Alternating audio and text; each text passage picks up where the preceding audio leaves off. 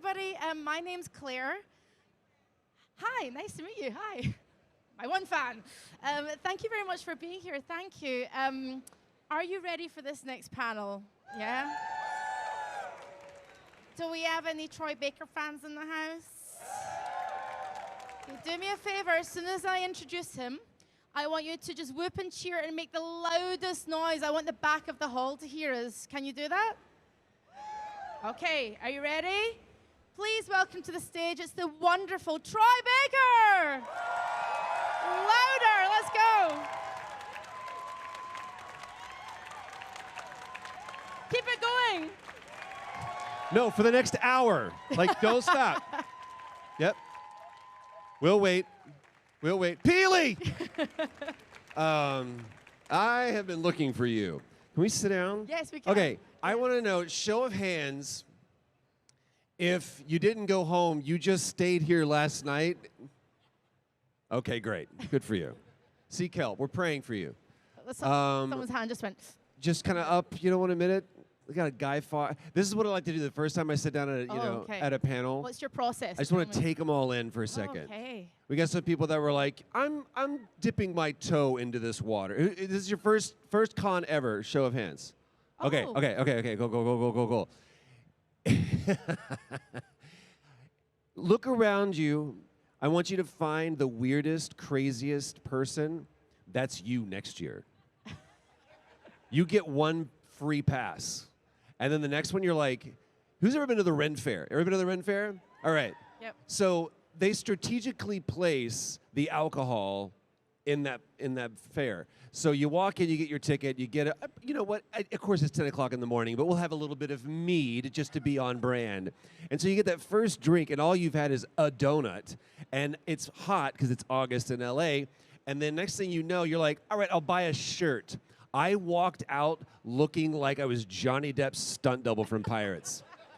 It was insane. My walk was different. My talk was different. What is your name? Your name? Hi, Hillary. Hillary. Thank you very much for Hillary. I'm going to be the worst part of her day today. I really do appreciate you. Thank you very much. So anyway, that's me. Happy Sunday, guys. I don't know why you guys are here at 11 o'clock in the morning. Happy Sunday. Woof. Happy Sunday. So did you make a character for your Ren Fair kind of vibe? I was absolutely a spice merchant. Okay. Did you have a name? Maybe. What would your spice merchant? Well, the problem is that I chose a name. Number one, acting choice. Okay. Or acting advice. Make sustainable choices. Because I made a choice that I thought was like, oh, this is wonderful, and it's alliterative, and this is creative. I don't remember what it was. I'm vamping until I can maybe come up in my mind. But I do remember this. As we progressed throughout the fair, and as I progressed in my level of drunkenness, my name just became a bunch of consonants. His cousin. I don't know if I. How do you even sign that? That's perfect. Yeah. You have to add some physicality And to it. coincidentally, a great Johnny Depp impression. Wonderful Johnny Depp impersonation. A brilliant Johnny Depp impression. I kind of like I always like to call characters really crap, boring names like Kevin. Just Kevin, the spice merchant. Gary is always one of my go-to. Gary. Are there any Garys in the audience? Okay, good. Oh, Gary's. is there any Kevins? I'm sorry if I offended any Kevins. That's because you're from the UK. Yes. Is a real Kevin. Oh, Kevin, mate. Yeah, Kevin. But don't be a Kev right now, man.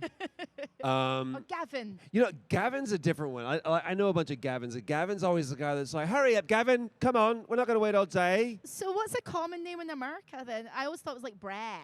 Brad is a good Brett right now. Brett. Chad would probably be our Kevin. Wouldn't you agree? If there's any Chads in here, we love you. It's not your fault. It's your parents. Okay, so Chad. Going back to Johnny Depp. Okay. I think about this. When Johnny Depp did Pirates, Johnny Depp was not Johnny Depp. He was Johnny Depp. He was the person that you remembered from The Thing, but he had just come off of Ninth Gate. Who saw that movie? 3, exactly. And this is what I love. Can I tell an inside baseball? I had a meeting with Disney this week, nothing specific, and talking to their casting person, he goes, when Avengers came out, Robert Downey Jr. was down and out. He's in actor jail. Chris Hemsworth had just come off of Australian Dancing with the Stars, and Tom Hiddleston was doing a show in the West End. This was a time when we didn't necessarily love the actor, but we fell in love with the character. And that's what I want to see us come. And that's honestly what I love. Look at me segueing back into what we should be talking about. This is what I love about what I do. There's so many people. My favorite thing for someone to say is when they come up, they go, I had no idea that was you. That means that I did my job as an actor, and I put the character first, and hopefully I hid behind it well enough that you didn't even know it was me. All you saw was this character. And I think we're coming back to a time where TV and film is going to start doing that, where it's not, oh, we got the guy from The Thing, but we got this new actor. We found this new character. And I say that to my own detriment. I've had a hell of a run. And if it stops tomorrow, I've got nothing but gratitude. But I want for the next role to be someone from here, someone you've never heard of before. Yeah. Or me, and you had no idea that it was me. That's what I want. And we're off and running. Love it. Totally professional, darling. Yes, love it. completely, love it. absolutely. Lovely work, Troy. Yes, thank you so very much. Yes. You know, you saying that, I hope that that happens, because I think, for me anyway, we entered a time where all I was being told was, you need more followers, you need more this, you need, like, it was all numerical, or fan base, you know, you need to have a huge fan base. But there's so many people out here with different talents. Okay, what's the number one thing that you think drives making art? Anybody out here? Number one, shout it out. Number one thing that makes people passion, okay? Yes. Passion. What is the largest hurdle to making art? Money. Time. God, you're a star student. Totally. That's not a plant, by the way. I brought my stickers. A+, A+. Passion is the number one thing that makes us make art. Money is the thing that keeps us from making art. For all of the artists that we respect, the things that we respect for them are their talent, their vision, their creativity, their voice. The ones that we don't respect, we say they're just in it for the money. If every conversation that we're having about making art is how we can better monetize it, capitalize on it, we're not talking about making art. We're talking about business, and that's okay. But there's a conversation that's happening right now that's specific to this, and the only thing that is driving the argument is money. If you want to get into this to do the money, dude, there are a million other ways that you should make money. Yeah. If you want to make art, suck it up, buttercup. It's not about the money. Yeah. Because there will be times when you make none. And then there will be times when you make a lot of it. And you better be able to manage both of those equally, and with both equanimity and passion and art, but not about the money. Yeah. Papa Troy has spoken. Woof. You're right. Woof. You're right, though. This industry owes me absolutely nothing. Mm-hmm. I'm not owed, deserved, should get any of it. On paper, I am the least qualified person to be on this stage. The only reason why you're sat there is because something that I was in, something that I did, moved you, and that's it. That's the only reason. You have no financial gain for being here. You get nothing off of being here other than maybe something that I say today moves you as well. That's it. That is why we participate in art. That is why we make art. That is why we appreciate art, is because it moves us, period.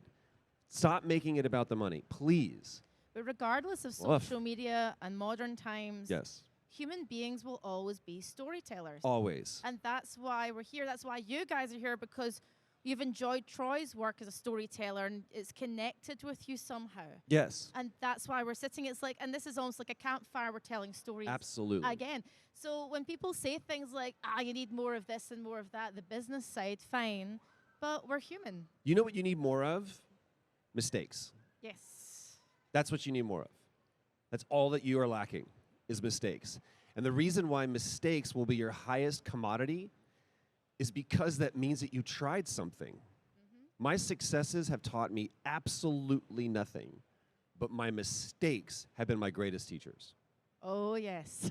God, I'm thinking about some of mine now, which takes me to my next question. Okay. Love a segue. Love a segue. Thank you, Troy. Decisions from your past that changed your future. I wanted to ask you that question because I ask it on my podcast, Hot Pod Time Machine. Good plug. Thanks, guys. Available on YouTube now. Thanks. And so we talked about this yesterday in the green room, and Okay. a decision. I mean, we make a myriad of decisions every day, but is there one that you can think of that really changed your future somehow? The one that comes to mind is so funny because if we had done this yesterday, it would have been a different answer. Of course. Okay, so I'm going to be as brief as I can. It's not going to be about work, but it will dovetail into that. So you guys, are you here for the ride? Can you buckle in for the? Okay, cool. I had a friend. Have you ever had a breakup with a friend? Okay. You can break up with a partner fairly easily in comparison to breaking up with a friend because social normatives say that you should probably only have one of those. And you can have as many friends as you can possibly carry. It's like, it's like your inventory in an RPG. A good one has limits, but a bad one just like, I don't know, just keep throwing them in there. You have 1,000 arrows. Why not? So I had a point in my life where in 2016 where there was someone in my life that, I introduced as my brother. And I finally realized, oh, this is not a healthy relationship, and I have to draw a boundary and I have to end it. And so I excommunicated this person from my life in a loving way, and I was very clear. I said, just want you to know, I think this friendship has run its course, and there's enough between the two of us where I don't want to be your friend anymore, and we can't do this anymore. This person laid into me, how dare you, who do you think you are, everything else. And I was like, I have to close the door. Hopefully one day we can reconcile, but at this point, this is what I have to turn around, I have to walk away. I had never done that before. What I didn't realize is that this person was kind of the linchpin to my entire community. And tacitly, I had drawn a line in the sand that says, are you team me or team him? And what's funny is the unthinkable happened. They chose him. Oh. Because I had a large social cost. So I was the less expensive choice, or he was the less expensive choice. I was a more valuable choice. So all of a sudden I found myself in a complete upheaval socially, and it brought a lot of pain, but it also brought a lot of opportunity for me to work on who I was as a person, to relitigate my past, to look back at other relationships that I'd had, to really kind of reflect and go, why do I find myself continually in this pattern? And next thing I know, it's now 2020, and we're locked up in our houses, and I put a mask on and I go to the store, and there's about a 3/4 of a mile trip from my house to the Gelson's. And I go through this one light.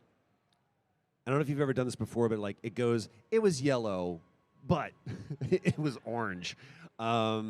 It was at such a quantum level of shifting colors between light spectrums, it should have been red. And I was like, man, that was close. I wonder what would have happened if I had gone through there just a minute or a second later. And then I started rewinding the clock and going, man, I wonder what would have happened if I had not done this. And I just kept going back and back and further. And now with the James Webb telescope, we can see so far back into time and space. And it's kind of the same thing. I had this, like, my reticle and my aperture opened enough for me to be able to see further back into my distance. And I landed right on 2016 and that conversation. Because I was on the same street just going a different direction when that conversation happened and that relationship ended. And I realized that if that thing didn't happen, my wife and I don't look at each other and go, hey, instead of going to Big Bear for New Year's like we always do, let's get the hell out of Dodge. And we went to Europe and we absconded, just the two of us. And we started thinking about, what does our life look like now without this dynamic? And maybe there is room for other people, and maybe that other person is a baby. Maybe we could do this. And then my son is born in 2018, and now it's 2020, and I've got a 2-year-old, and I can't imagine my life being any different. And I loved it. I realized that all of those things, all those moments of opportunity and failure and experimentation and pain and sorrow actually led to the greatest source of joy in my entire life. And so I went, I no longer hate that moment. That's no longer trauma. That's actually my origin story. And he is my superhero. So if you can find that moment in your life that you feel now brings you the greatest amount of pain, and somehow through some process of finding joy and happiness where you're at right now, realize that those two are quantumly entangled, and you can't have one without the other. And this moment of okay makes that moment okay as well. I love that. Thank you for sharing that. There's a difference between authenticity and access. Yeah. And this is one thing that I learned, is that I thought that I needed to come out here and be a rock star. I mean, first, look at me. I'm a lot. I legitimately had a discussion with my wife this morning about which shoes I should wear. So is this your wife's choice or your? This is my wife's choice. And are you happy with your? I choice? am. She's right. Because the other shoes were just, it was just too much. You know what I mean? Okay. And that's coming from this guy. But I look at it and I go, you don't want a rock star. You know what you want is a friend.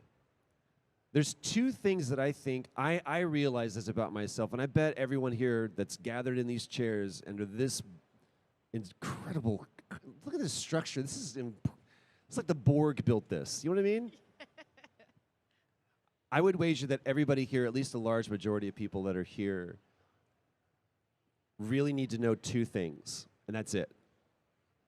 One, I'm not alone. And two, I am enough. Those two things, I know for me, I needed to not hear those things, learn those things, understand those things. I needed to believe those things. That I am not alone, that there's other nerds that are just like me, that are into the same weird shit as me, that sit and think about their 5 favorite Batman animated series episodes too much. Robin's Reckoning, Robin's Reckoning, Day of the Samurai, Night of the Ninja, Perchance to Dream. Robin's Reckoning 1 and 2, of course. I'm not alone. And the thing that I've learned about through my son is that dude is like, he's like a quasar. He's like this condensed neutron star because he came with everything that he needed. And it's just, I've been watching that thing open and unfold like a lotus flower for the last 6 years. But he had everything he needed. Donner's Superman. Has everybody seen it? Who has not seen Richard Donner's Superman? 78 Superman. Okay, Passion and Art. I love you. Please watch it. I say this, Travis Willingham is my best friend to this day. Superman is 100% his number one superhero. I think Superman's a weak superhero. I don't think he's a great superhero. That is all to Kirby and everybody else. I respect what they did. It worked really, really well in 1926 or whatever, 1936, whenever it came out. Batman was better. But Richard Donner's Superman specifically is such a beautiful piece of art that has absolutely nothing to do with the superhero. It has everything to do with the human. And the thing that I love is in the very beginning, you'll see this, Marlon Brando, who plays Jor-El, places Kal-El into the pod, and he says, everything that I have, everything that I am, I bequeath to you, my son. And he puts this one green crystal into the pod. This is all that I have to give you. And you realize, and you'll see this, you probably have seen clips of it before, but as he's flying through space from Krypton inevitably and inexorably to Earth, and he's growing, he's hearing his voice of his father that's giving him all the wisdom and all the resources and all of the tools and all of the love and all of the information that he needed. And that happened to my son. He got all of the wisdom, all the information, everything. It's just my job as his dad and my wife's job as his mom to go, let me help you unpack that. But you were born here with it. You arrived, crash landed in front of us with everything that you possibly needed. We're just here to help you unpack it.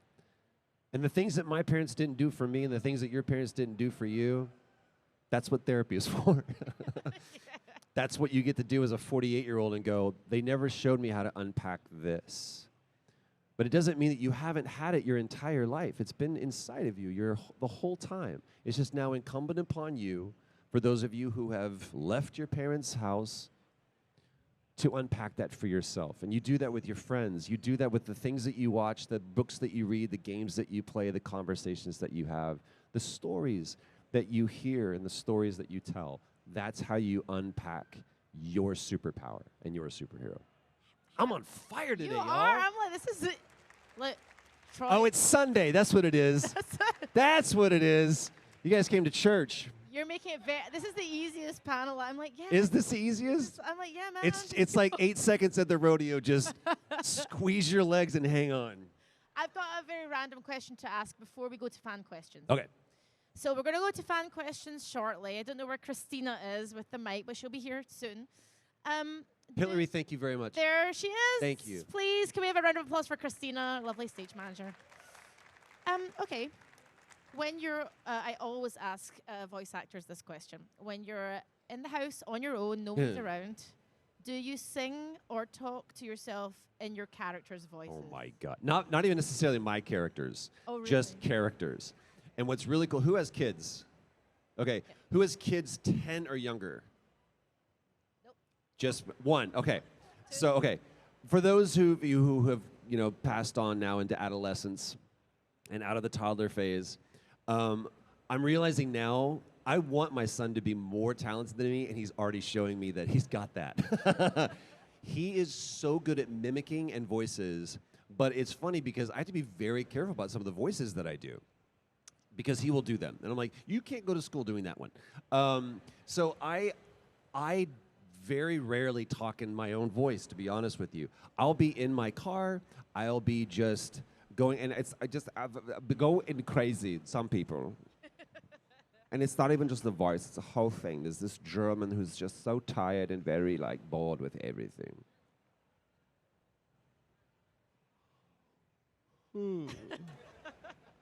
So, do you want eggs with your toast this morning, or is it just the coffee?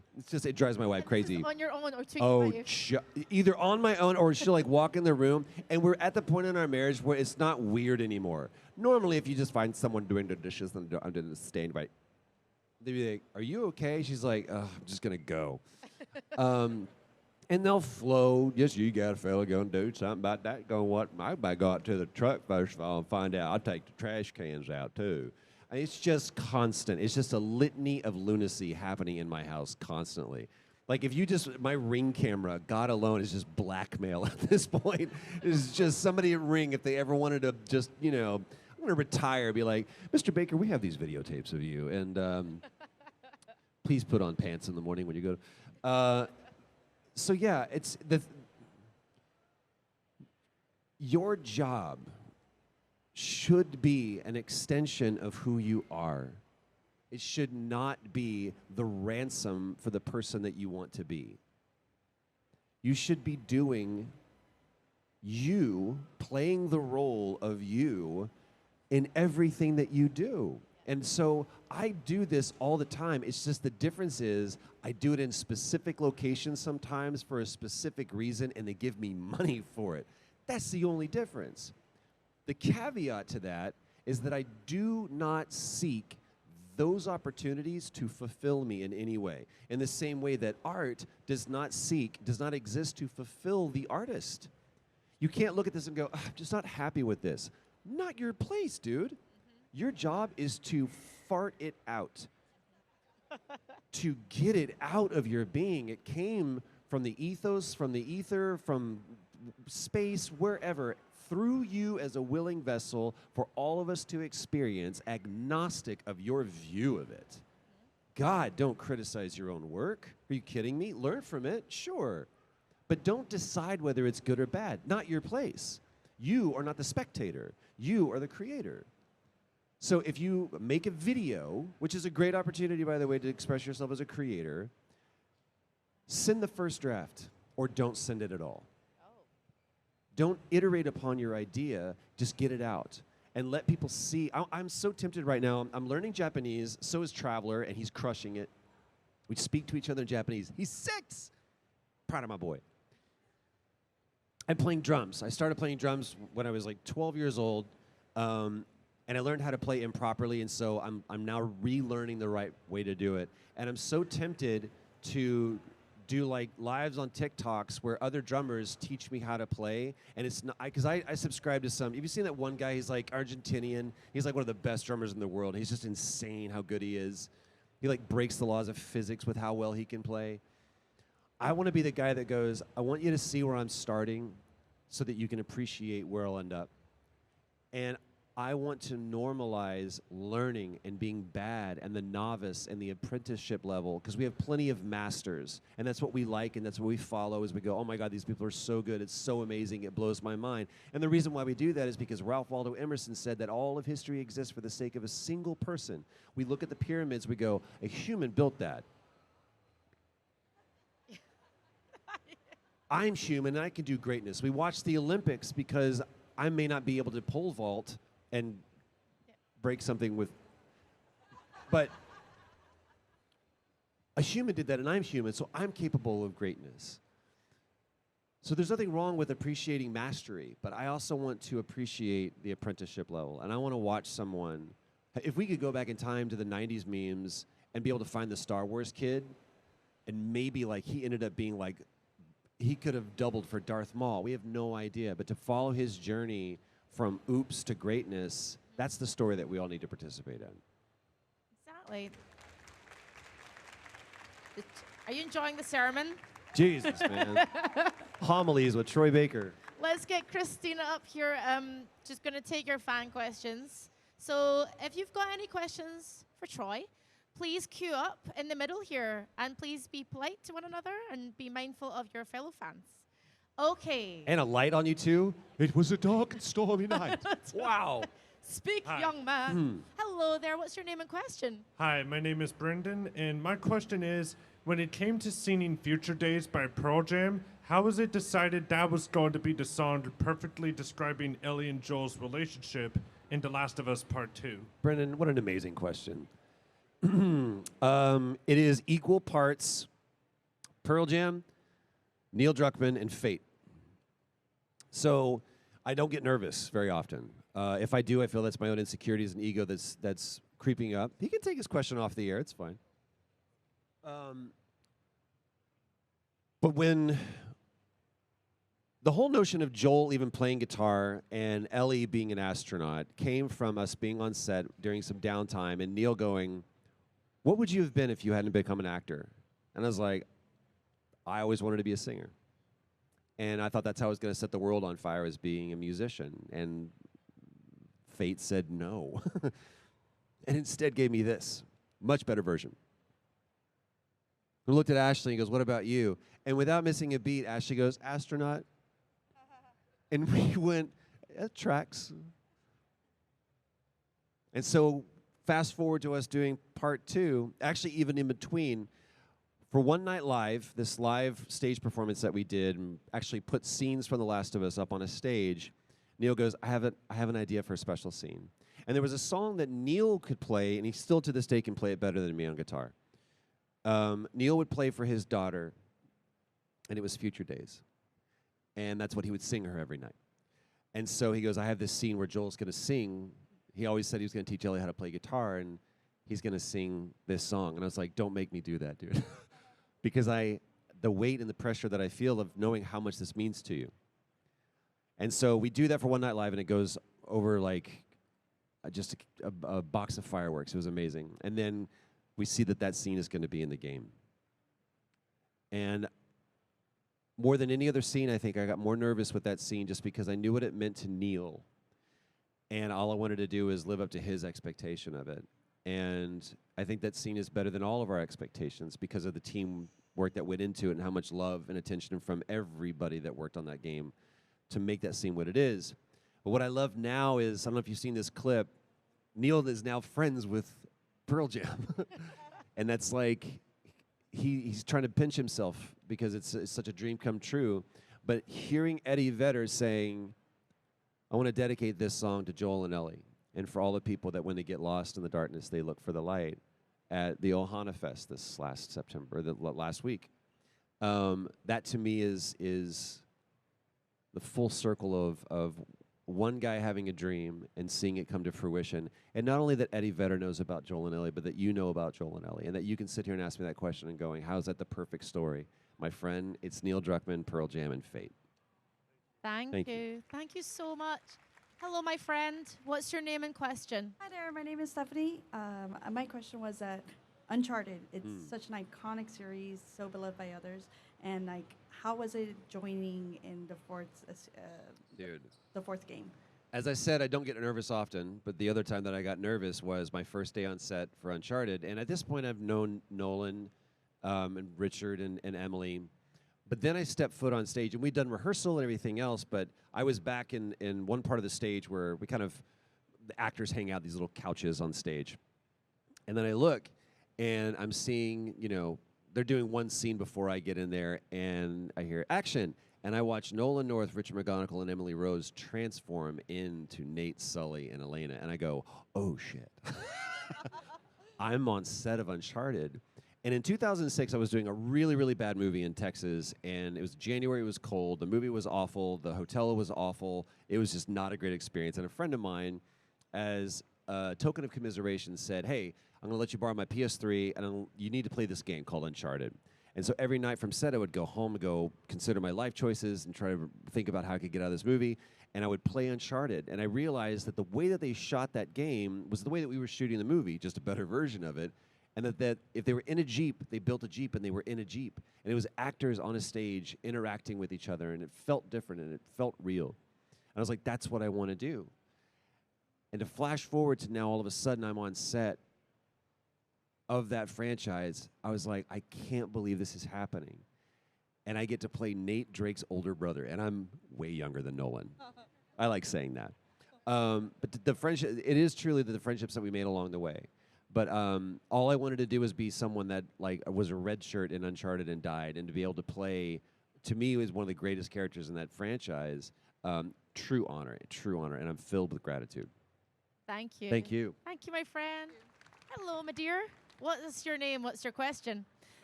Hi, Troy. My name is Delaney. It's lovely to see you again. Of course it is, Delaney. Of course it is. Passion and art, what you got? Well, my question is surrounding music. I know we've spoken about it quite a bit, but I understand in BioShock Infinite, you played DeWitt, who plays that amazing scene with Elizabeth, as well as obviously Joel playing guitar. I just wanted to ask, what has music meant to you as a voice actor within these projects? How have you brought that in, and what has that, you know, helped you evolve? And also, what's been your favorite part about that entire experience? For the longest time, I considered my musical endeavors a failure because I, again, attribute it to how much money is this making? How much success do I have? And when I was trying to be in a band, we were always one showcase away, one single away from hitting. And when you're in Dallas, you either explode and you become, you know, the next big thing, or you sit and stagnate and become the band that used to headline at the club. And so I was like, this was who I'll always be, is just someone who's now trying to do a vanity project. And I put out 2 albums. We could get into the mire of that later. But to me, the fusion of those two, of music, and first of all, I still relate everything to music. The way that I think about how scenes work, I'll make musical references all the time. Is like, this is very much the drums aren't mixed kind of demo. So I still incorporate all of the lessons, and I hear the musicality in scenes, and I think about the flow of how everything works because of music, and still have such a deep love for music. But now what I'm able to do is, and I love that these specific moments that Brendan, you brought up, and now you bring up as well, Delaney, is these moments of infusing music into these characters and thus into the story have not been me putting them in, but it's been Ken Levine going, I've got an idea for a scene, or Neil going, I've got an idea for a scene. Hideo Kojima going, I've got an idea for a really weird idea for a scene. Can't wait for you guys to see it. So for me, it's about reminding myself to allow music to lead me as opposed to me pushing it. I have songs that I wrote for Joel that maybe one day I'll put out. So for me, it's about, I'm glad that I am emancipated from the necessitation of music being a vocation and it remaining a recreation. I still love to play music, and I still feel like I get to do that. At the end of the day, I'm not a musician, I'm not an actor, I'm not a director, I'm a storyteller, and so are you. And so we all have that commonality, regardless of what our profession is or what it says on our LinkedIn is. We still are telling our story, even if you're making a coffee. You're making a coffee and you're telling a story. So as long as I get a chance to tell my story, if it's on a stage with music or if it's on a stage with a camera, I'm happy. Thank you, Jillian. so much. Thank you. Hello, my friend. What's your name and question? Hi, I'm Isaiah. So I imagine you put a lot of time and effort and passion into becoming Joel. Yeah. So my question is, when you found out about Joel's death, how did that make you feel? Like, what was your reaction to it? I love this question. Do you wish the story would have went differently, or the script? When did you ask me? I mean, depends on when you ask me, right? So when we were doing part 1, I was even talking about, like, you know what you should do, Neil, is you should do this. And that is by no means to say that I am credited with that idea. What I love is that Neil was like, I'm just telling this story right now. I'm not even thinking about a franchise. I'm not thinking about part 2. And then after Left Behind won the all of the awards, where Neil and I were in London, actually, and he goes, so I have an idea for part 2. I said, okay, and he goes, so Joel dies. And I was like, oh, okay, cool. And I got to think about it as a hypothetical. And then about a year later, he goes, I think I have the story. I would love for you to come over to the house and let me walk you through beat by beat. And so I go into his study, and he starts telling me the story. And I start crying. And I was like, give me just a second, man, because now it was as if someone had just told me that a friend of mine had just died. But it still wasn't real. And then I get the script months later, 6 months later, maybe. And now I'm angry. And I'm like, you can't do this. Not like this. And Neil and I have had 3 arguments in our big arguments in our relationship. And we've become better friends and collaborators because of it, by the way. Neither of us are afraid of confrontation. We'll rush headlong into it. And I wrestled with it. And now we're on stage. And I'm not going to get into the whole story because I'll cry every time. But then we're shooting the scene on stage, and now I'm dealing with it in a completely different way. And then the game, right before the game comes out, the leaks happen. And now I'm dealing with it in a different way. And then I play the game, and I'm bawling. And then I get to right after with the house, and I'm like, I text Neil at 4 o'clock in the morning. I was like, the house is the funeral and the wake. It is the mourning and the celebration of this man. So what you're seeing is there's multiple stages. So when someone comes up to me, where are you? I hope you're here. Someone came up to me at a different show, and he says, I got to that point in The Last of Us, and I stopped playing. And you told me to keep playing, and I finally did, and that was a year ago. And he goes, I'm so grateful that I did. And I'll never forget, Neil asked me one time, he goes, right when the leaks happened, he goes, do you think we made a mistake? And I said, I don't know, Neil, I haven't played it yet. And that, to me, is where we should all remain, is critical, sure, but you better have experienced it. Critique without information is the epitome of arrogance and ignorance. It's just a cocktail of those two things. If you've experienced it and you feel that it's bad, great, awesome. Did you play it? Yeah, that's all I care about. Did you experience the story? Hate it, I don't care. I made you feel something. But if I didn't do my job that made you see the story through, and then I failed. But I understand everybody that comes up to me and says, I'm wrestling with this. I'm like, so did I. Just play it. And then tell me what you think. If on the other side of it you hate it, we can agree to disagree. But if you've at least experienced, then I've done my job. Thank you, Isaiah. We've got time for 2 more questions. So Bailey! This person and the person behind and everyone else, I don't want to look at you in the eyes, but please, you have to sit down. Come see me at the table and ask me these Yes. questions. I'll be here. Because you're here the whole day. I'm here the whole day. Yeah. Okay, my love. What's your name and question? Hello, Hi. I'm Courtney. And first of all, I just want to say that The Last of Us has impacted my life so much that my fiance and I are actually going to be dancing to Future Days as and specifically your version of Future Days I'm honored. at our wedding. My question for you is, what was it like returning to the world of The Last of Us with a TV series and working with Craig Mazin? A quick story. So Craig was very kind, and he and Neil both were like, we have to spiritually connect these two. And so it was never this, hey, wouldn't it be funny if wink, wink, we kind of included the cast, but it was, we want to honor their performance by bringing them in. And so when Neil came to me, he goes, I want you to play James. I said, man, thank you. Who's James? And he was the guy with the thing, the buddy boy. I was like, oh.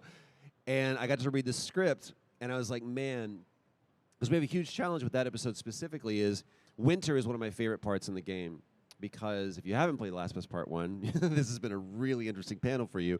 One of my favorite moments in The Last of Us is not a cinematic moment, it's actually a gameplay moment. And it's the first time that camera swings around and goes over the right shoulder of Ellie, and now you're on the stick and you push forward on the left stick and she moves. How do you do that with $180 million? How do you do that? And so Craig understood that as a gamer. He was like, I have to re-narrativize this moment so that we still have impact, but we're not relying on the same tools because I don't have them. So instead, we get to flip around and actually show you what these people were like, and we humanize these people, which makes them far more terrifying. And I'll never forget my first day on set. I'm sitting there, and I'm used to Neil, and I don't have Neil. I got Craig as a showrunner, but I have Ali Abbasi, who's our director, hidden somewhere in the woods. And are we rolling? We're rolling. And they're just go. And it's not like, okay, so here's what's at stake at the scene. I didn't have the conversation like Neil and I would have every night. I'm on my own. But I'm sitting there, and it's freezing cold. And we're by this beautiful river out in the woods. I've got real snow at my feet. I'm wearing not a spandex unitard. And I've got a fake rifle, and there's a fake dead deer at my feet. And I just go, we're about to go picture up. And I go, oh, man. And Scott Shipper goes, what are you doing, dude? Lock it up. This is a serious scene. I'm like, I look over and I'm like, dude, if you only knew how weird this was. I've played this scene. It was surreal. It was absolutely surreal. And the only thing that I wanted out of everybody who worked on that show, but especially out of Pedro, I was like, teach me something about The Last of Us. Teach me something about Joel that I missed. What did I overlook? What stone did I not overturn? And damned if they didn't do it every episode where I was like, I never thought about that. I never considered that.